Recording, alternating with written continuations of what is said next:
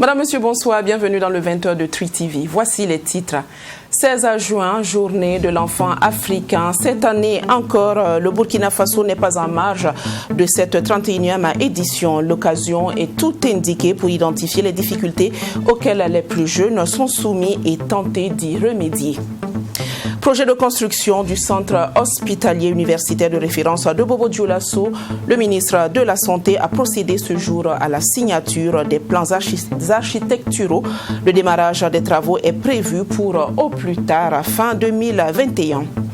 Et puis, en Algérie, le Front de Libération Nationale, parti au pouvoir, remporte le plus de sièges aux élections législatives de 2021. L'annonce de l'obtention des 105 sièges par le parti sur les 407 a été donnée par l'autorité nationale indépendante des élections. Le président du Faso, Roch-Marc Christian Kaboré, a reçu en audience hier dans la matinée le représentant spécial de l'Union européenne pour le Sahel, Angel Losada. Le diplomate européen en fin de mission a fait ses adieux au chef de l'État. Angel Losada a aussi transmis au président du Faso un message au nom de l'Union européenne, au nom du haut représentant Borrell, pour les événements de Solhan qui ont, selon lui, profondément ému l'opinion publique en Europe et partout dans le monde. Angela Losada s'exprime à sa sortie d'audience. Nous avons touché fondamentalement deux points, la question régionale et la question nationale. Quant à la question régionale, nous avons analysé un peu, le président m'a fait part de ses opinions sur le futur du G5, l'évolution du G5, et je crois le rôle important que, sans aucun doute, le Burkina a joué, peut jouer et va jouer au sein du G5 dans une conjoncture actuellement qui est très compliquée et difficile après les événements du Mali et les événements au Tchad. Mais le Burkina se tient prêt pour assumer les fonctions qui peuvent lui être attribuées et je m'en réjouis, et le président a une vision très claire et très précise de la situation actuelle qui est difficile mais dans laquelle il peut jouer un rôle. Ça, c'est la question un peu régionale. Du point de vue national, nous avons également passé un peu les grands événements et certainement la volonté de réconciliation nationale qui est importante. Et de ma part, j'ai également fait partie de ce que l'Union européenne est en train également d'attendre, c'est-à-dire la lutte contre l'impunité, c'est-à-dire la lutte contre les exactions, et on a analysé la situation également intérieure du pays. Voilà un peu quels sont, à grands traits, cette réunion qui m'a profondément ému et par laquelle je réitère mes condoléances de nouveau et tous mes remerciements à son Excellence le Président et au peuple burkinabé pour leur appui qu'ils m'ont donné pendant ces 6 ans de mission comme représentant spécial de l'Union européenne. Aujourd'hui, 16 juin, le Burkina Faso a commémoré la 31e édition de la Journée de l'enfant africain. 30 ans de mise en œuvre de la Charte africaine des droits et du bien-être de l'enfant au Burkina Faso, défis et perspectives. C'est sous ce thème que la journée s'est tenue. C'est un appel à la réflexion pour analyser, comprendre et solutionner la situation dans laquelle les enfants du Burkina Faso se trouvent. Mamidriana Kamabou et Abaka Mahamat. En apparence, c'est une scène amusante, mais qui en réalité traduit le quotidien de beaucoup d'enfants au Burkina Faso. À travers ce sketch, lors de la cérémonie commémorative de la 31e journée de l'enfant africain, ces enfants de différents centres d'accueil ont soumis des doléances auprès des autorités pour leur bien-être. Nous faisons le plaidoyer pour l'augmentation des ressources allouées au Parlement des enfants en vue de faciliter l'élaboration et la mise en œuvre de son plan d'action. Nous faisons également le plaidoyer auprès de tous les acteurs de la protection de l'enfant pour la construction d'un siège du Parlement des enfants afin de lui donner un cadre de travail adéquat et plus de visibilité. Nous demandons aussi aux différents acteurs intervenant dans le domaine de la protection de l'enfant de renforcer encore les actions en faveur de la prise en charge des enfants et leurs mères en situation d'urgence. 30 ans de mise en œuvre de la Charte africaine des droits et du bien-être de l'enfant au Burkina Faso, défis et perspectives, c'est le thème retenu pour cette édition. Et après avoir écouté attentivement les préoccupations de ces enfants, Le représentant du ministre en charge de la solidarité nationale a, à cette cérémonie, promis de les soumettre à qui de droit. Je puis leur assurer que les doléances ont été enregistrées par ma personne et que j'en ferai le compte-rendu fidèle à Madame la ministre. Et je suis certain, connaissant son attachement et son engagement pour la protection et la promotion des enfants, et très rapidement, des mesures urgentes et nécessaires seront prises pour la satisfaction de ces doléances qui, à mon humble avis, ne sont pas insurmontables. Cet anniversaire était aussi l'occasion pour les partenaires techniques et financiers d'inviter les structures qui s'occupent des enfants vulnérables à renouveler leur engagement en faveur des droits de l'enfant. La représentante des PTF appelle chaque acteur à jouer son rôle. On peut le faire avec nous tous, vous les médias, les enfants, les parents, les autorités locales, traditionnelles, religieuses.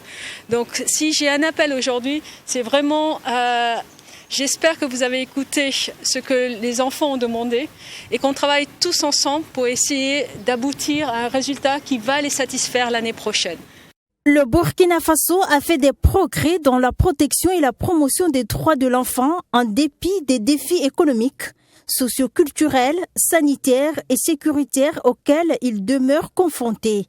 Au nombre de ces défis, on peut citer entre autres l'insuffisance des ressources allouées à la protection de l'enfant, la persistance des violences faites aux enfants et la prévalence élevée du mariage des enfants. Un regard particulier est nécessaire à l'endroit des enfants, étant donné que ceux-ci représentent l'avenir de la nation. Au moins un repas équilibré par jour pour chaque enfant en âge scolaire sera officiellement lancé demain 17 juin 2021. Mais déjà hier à 15 juin, le gouvernement a tenu une conférence de presse à ce sujet. Au service d'information du gouvernement à Ouagadougou, les ministres concernés par cette initiative en ont expliqué les tenants et aboutissants face à la presse. Le compte rendu de Fatimata Ninkiema et Barakissa Rabdo. Selon une étude en 2019 de l'Institut national des statistiques et de la démographie, plus de 45% de la population burkinabé est en âge d'aller à l'école. Dans le but de leur offrir une bonne alimentation, le gouvernement lance l'initiative Assurer à chaque enfant en âge scolaire au moins un repas équilibré par jour. Une initiative qui va permettre aux enfants concernés et qui vont à l'école d'améliorer leur performance scolaire. Elle vient donc renforcer les cantines scolaires, selon le ministre en charge de l'agriculture. Le pays vise les objectifs suivants. Améliorer la disponibilité des denrées alimentaires pour un approvisionnement optimal des cantines scolaires. Améliorer les revenus des ménages en état de précarité alimentaire. Améliorer la valeur nutritionnelle des menus en milieu scolaire par la diversification des aliments qui les composent. Améliorer la gouvernance des cantines scolaires. Pour atteindre ces objectifs, 4 ministères concernés par cette initiative participeront à sa mise en œuvre. Il s'agit du ministère de la Santé, celui en charge de l'élevage, de l'éducation nationale et de l'agriculture. Les parents d'élèves, eux aussi, joueront leur partition. Dans cette nouvelle vision, le parent d'élève, producteur de denrées alimentaires, sera fournisseur de la cantine scolaire de son enfant.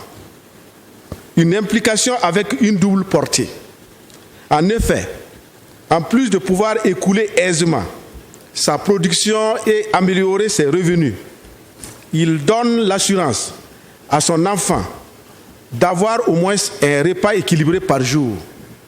L'enseignant aura donc un élève dans de meilleures dispositions d'esprit pour apprendre. Le budget nécessaire pour la mise en œuvre de l'initiative Assurer à chaque enfant en âge scolaire un repas équilibré par jour s'élève à plus de 488 milliards de francs CFA. 52% du financement sera assuré par le budget de l'État, 47% par les partenaires techniques et financiers et le 1% restant sera comblé par les bénéficiaires eux-mêmes. Rappelons que cette initiative sera lancée ce 17 juin 2021 à Zitenga, dans la région du Plateau central. Nous restons sur la thématique en rapport avec les enfants. Le ministère burkinabé de la fonction publique, du travail et de la sécurité sociale a commémoré hier 15 juin en différé la journée mondiale contre le travail des enfants, célébrée chaque 12 juin dans le monde entier. Cette année, l'Organisation internationale du travail a retenu le thème « Agir ensemble maintenant pour mettre fin au travail des enfants ». Reportage de Sanata Siri. 160 millions d'enfants sont victimes du travail des enfants dans le monde, selon le rapport de l'UNICEF, publié le 10 juin 2021. Depuis 2002, l'ensemble des acteurs se réunissent chaque année pour attirer l'attention de l'opinion publique sur le phénomène, afin de trouver des solutions idoines pour éradiquer le travail des enfants dans le monde. Cette année, la Journée mondiale contre le travail des enfants est célébrée sous le thème « Agir ensemble maintenant pour mettre fin au travail des enfants ». L'appel de l'Organisation internationale du travail, OIT, à agir maintenant pour mettre fin au travail des enfants nous interpelle à des actions immédiates et concertées pour un changement de comportement. Cette année 2021 a été déclarée par l'ONU Année internationale pour l'élimination du travail des enfants. Sur ce point, nous sommes invités à dresser un bilan à mi-parcours de nos actions et à redoubler d'efforts pour que l'échéance de 2025 pour mettre fin au travail des enfants dans le monde soit une réalité. Au Burkina Faso, la situation s'est accrue avec la montée de l'insécurité ayant occasionné la fermeture d'écoles et la déscolarisation de plusieurs enfants. Et pour y remédier, le gouvernement burkinabé bénéficie de l'accompagnement de ses partenaires techniques et financiers, dont l'Union européenne. De notre côté, Union européenne ici au Burkina Faso, je vais mentionner notre action dans la filière du coton en faveur de la protection exactement des enfants et des droits des enfants. C'est un projet, je ne vais pas parler trop de chiffres, mais c'est un projet important et qui cherche à éliminer le travail des enfants dans toute la filière et de toute la chaîne de valeur du coton. D'autre côté, on est aussi actif dans le domaine de l'orpaillage. Là, les droits de l'homme, disons, sont souvent un peu bafoués, pour le dire de manière un peu diplomatique. Et là, les enfants aussi sont impliqués, et là, les enfants se voient dans l'obligation de travailler. Cette journée commémorée en différé au Burkina Faso était également l'occasion pour les enfants de se faire entendre à travers un sketch, afin de sensibiliser l'assistance sur le travail des enfants. Une tribune également pour eux d'émettre leurs souhaits, tout en faisant des propositions. Notre souhait est que tous les enfants qui sont toujours dans cette situation difficile de travail, dans les sites d'orpaillage, dans les carrières, dans les champs soient retirés et que la chance leur soit donnée d'aller à l'école ou d'apprendre un métier dans un centre de formation ou un atelier d'apprentissage. Pour cela, il faut collaborer et soutenir plus les organisations d'enfants, mobiliser plus de ressources dans la lutte contre le travail des enfants et ses plus formes auprès des partenaires techniques et financiers. Et le représentant du ministre de la fonction publique, du travail et de la sécurité sociale, de les rassurer sur les actions qui sont en train d'être menées sur le terrain. Il s'agit entre autres de la réalisation d'une enquête nationale sur le travail des enfants et l'adoption du plan d'action opérationnel à 2022-2023 sur la lutte contre le travail des enfants avant le 31 décembre 2021.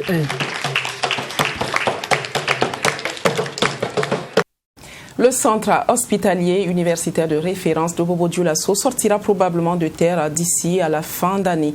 En tout cas, c'est ce que pense le secrétaire général du ministère de la Santé au regard de la signature des plans architecturaux par le ministre de la Santé ce mercredi 16 juin. En rappel, la pose de la première pierre de cet établissement sanitaire est intervenue le 20 octobre 2020. Maxime Jean-Eudes de Bambara.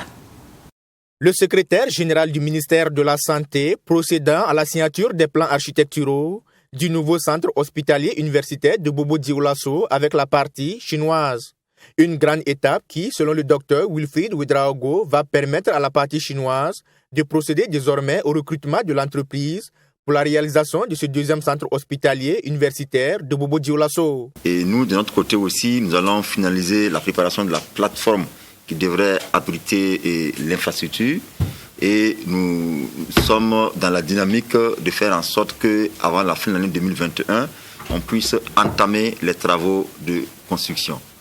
Donc c'est encore une fois l'occasion pour nous de remercier la Chine populaire pour l'engagement à nos côtés du gouvernement, mais également aux côtés de la population pour qu'on puisse concrétiser ce don et que cet hôpital puisse voir les jours dans les mois à venir. Après l'affaire de Kwa qui a fait des gorges chaudes, c'est finalement à Pala, un village de la commune de Bobo-Dioulasso, que sera réalisé cet hôpital de référence, dont la pose de la première pierre a eu lieu le mardi 20 octobre 2020. Il faut savoir que c'est un centre hospitalier universitaire de haut niveau et qui aurait à son terme 500 lits d'hospitalisation. Et nous aurons à la fois des services de spécialité médicale, mais également de spécialité chirurgicale, des services d'imagerie, d'exploration fonctionnelle, mais également des services de laboratoire. Il y aurait aussi des aménagements pour le traitement des eaux usées, mais aussi on travaillera aussi à ce qu'il y ait un équipement pour ce qui est de la logistique, pour le transport et les références des patients de façon sécurisée entre les différentes structures de santé. Les travaux de construction vont durer 2 ans et demi selon le secrétaire général du ministère de la Santé pour un coût global d'environ 60 milliards de francs CFA. La coordination nationale des OSC pour la patrie somme le Premier ministre de démissionner pour incompétence et incapacité. Ce matin, Pascal Zaïda et Marcel Tankwano ont dénoncé une mauvaise gestion sécuritaire. Ils sont revenus sur l'ampleur du massacre de Solhan, une attaque de trop pour le pays des hommes intègres. Ils menacent de descendre dans les rues si d'autres attaques sont enregistrées au Burkina Faso. Michael Tougri. Les dernières actualités sécuritaires au Burkina Faso restent marquées par la tuerie de Solhan. Bilan, selon le gouvernement, 132 morts et une quarantaine de blessés. La coordination nationale des OSC pour la patrie COP sort de son silence et demande à situer les responsabilités, à commencer par la démission du gouvernement. Pour Pascal Zaïda et Marcel Tankwano, la situation sécuritaire s'est extrêmement dégradée au Burkina Faso. Au regard de la situation actuelle là, ils sont incapables. Ailleurs, les gars auraient démissionné depuis longtemps. Mais comme ils ne veulent pas le faire, il faut que vous, étant le président de la République, le garant de la sécurité, mais il faut les démettre de leurs fonctions et puis afin de trouver une autre équipe. Sinon, ce n'est pas qu'on est contre lui. Non, c'est la suite logique des choses. Ça s'impose de façon naturelle que les gars autour de lui peuvent trouver des jeunes plus dynamiques que le Premier ministre Dabiré, peut trouver n'importe qui qu'il veut, qu'il nomme, entouré surtout d'une équipe. Et même au besoin, on peut aller même vers une ouverture. Parce qu'il a son dernier mandat, il n'a rien à perdre. Comment ne pas mettre tout en œuvre pour sécuriser le pays? Tant qu'il n'y a pas la paix dans un pays, il n'y a pas de développement.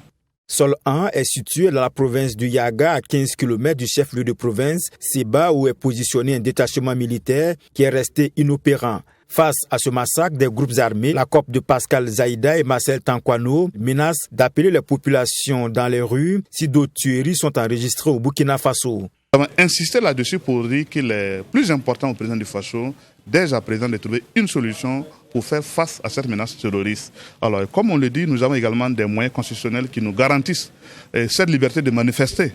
Voilà, donc nous avons vu les gars de l'Est qui ont manifesté, nous avons vu Dori qui a manifesté le week-end. C'est pour ça que j'ai insisté pour dire que si rien n'est fait, et si ça se répète, évidemment, nous allons nous assumer. Dans quel sens? Nous allons envoyer les rues du territoire national pour dire qu'on n'est pas content, on n'est pas d'accord, parce qu'on en a parlé, le président n'a pas écouté. Pour Pascal Zaïda et Marcel Tankwano, la création des forces spéciales annoncée par décret n'est autre que le retour des escadrons de la mort et jugé aussi anticonstitutionnel. Pour ces derniers, ils demandent au président du Faso d'abroger le décret portant création de cette force spéciale. Ouverture ce mercredi 16 juin à Ouagadougou de la première session de l'année 2021 du comité de revue du programme budgétaire Économie verte et changement climatique. Les membres du dit comité vont procéder notamment à l'examen et à l'adoption du compte rendu de la dernière session, au rapport d'activité 2020 des projets et programmes budgétaires ainsi qu'au rapport d'achèvement des projets et programmes clôturés. Sanata Siri. Plusieurs projets et programmes ont été exécutés au sein du programme budgétaire Économie verte et changement climatique courant l'année 2020. Il s'agit notamment du programme d'investissement forestier PIF, du projet Centre régional de formation Barfoot Collège au Burkina Faso et du programme d'appui à la valorisation des produits forestiers non ligneux. C'est le lieu ici pour le comité de revue du programme budgétaire Économie verte et changement climatique d'examiner les rapports d'activité 2020 des 10 projets et programmes. À travers cette première session, nous allons passer en revue les programmes d'activité de tous ces projets et programmes et nous allons les valider pour permettre aux différents coordinateurs d'avoir le quitus pour la mise en œuvre de leur activité pour cette année 2021. L'ensemble de ces acteurs-là vraiment sont bien outillés pour donner leur point de vue, les orientations nécessaires, les observations nécessaires pour pouvoir, donner des conseils aux coordinateurs des projets ou programmes afin que la mise en œuvre de leurs activités puisse se dérouler dans de bonnes conditions afin que nous puissions atteindre des résultats. La mise en œuvre de ces projets et programmes n'a pas été sans difficulté, selon le secrétaire général du ministère de l'Environnement, de l'économie verte et du changement climatique. Mais malgré ces difficultés, des résultats ont été engrangés. Vous avez les questions sécuritaires qui ont touché un certain nombre de régions de mise en œuvre de ces projets et programmes. Vous avez aussi le déblocage un peu tardif des fonds de certains projets et programmes. Toutes ces raisons-là font ont impacté les résultats d'un certain nombre de projets. Mais il faudrait être aussi honnête. Il faut reconnaître que malgré ces difficultés, les acteurs ont produit des résultats. Et c'est l'occasion pour nous de les encourager et de les féliciter afin que l'année 2021, nous soyons plus performants que l'année 2020. Plusieurs partenaires techniques et financiers accompagnent le ministère de l'économie verte et du changement climatique dans la mise en œuvre de ces projets et programmes. Il s'agit entre autres de l'Union européenne, de la Banque mondiale, la FAO, la Banque africaine de développement et la coopération suisse. Il a attendu des participants des analyses constructives ainsi que des orientations pour une mise en œuvre réussie de ces projets et programmes. La 16e édition de la fête de la musique se tiendra les 19, 20 et 21 juin 2021 à Ouagadougou. En prélude de cet événement musical, le comité d'organisation a convié les hommes de médias hier afin d'échanger avec eux sur l'avancée des préparatifs. Yacinthe Assawadougou. Comme chaque année, la capitale burkinabé va vibrer au rythme de la musique les 19, 20 et 21 juin 2021. Pour cette 16e édition, ce sont plus d'une cinquantaine d'artistes qui sont attendus, dont 13 prestations en live. Après l'édition 2020, qui fut particulière à raison de la pandémie à coronavirus, qui a contraint le comité d'organisation à revoir son plan. Et vous le savez tous que l'année dernière, c'est un show télé qui a eu lieu en format télé. Et nous connaissons cette année notre ancienne formule, si je peux le dire ainsi, qui revient sous forme de festival et qui sera célébré sur 3 jours. Et nous aurons plus d'une cinquantaine d'artistes, dont 13 lives.